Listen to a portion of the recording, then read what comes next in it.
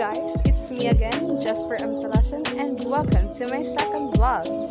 In this vlog, I will share to you two topics concerning COVID-19 and climate change. COVID-19 pandemic is wreaking havoc in many nations around the globe.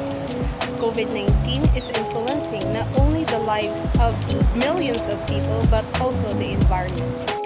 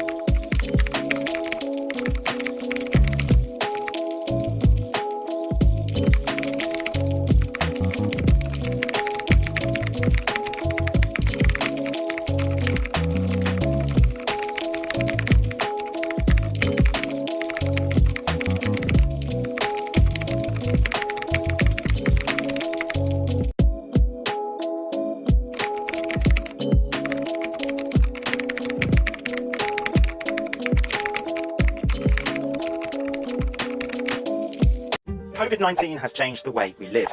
Lockdowns mean people around the world have taken fewer car journeys, flights have been grounded, and industry has shut down.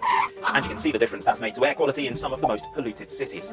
But what about something you can't see? Carbon dioxide, one of the key greenhouse gases responsible for climate change. As the pandemic spread around the globe, CO2 emissions did fall as countries went into lockdowns. The falls in emissions have been bigger than in any past economic slowdown, including during the Second World War. This may sound like good news for our climate, but it's not that simple. Think of carbon emissions like the taps filling a bathtub. This year, those taps have been turned down. The water, or the CO2, is flowing a bit more slowly. But the bath is still filling up. In fact, on the 1st of June 2020, while many countries were in lockdowns, the concentration of CO2 in the atmosphere reached its highest level in human history, and quite possibly the highest in 3 million years. So, our carbon bathtub is pretty full, and we can't just simply pull out the plug. Carbon dioxide is absorbed by the plants and the oceans, like natural sponges. But this takes time. CO2 emitted today will still be in the atmosphere in hundreds of years. So, there needs to be a long-term drop in carbon dioxide output to make a real difference to the climate crisis. And the question is, what will the recovery from the pandemic look like? We've already seen that as countries' economies open up again, emissions also return to their upward trend. For them to continue slowing down, some of the changes the pandemic's forced us to make to work, industry and travel would have to become more permanent. Even while the world's attention has been focused on coronavirus, the effects of climate change have continued. 2020 is set to end up as one of the warmest years on record.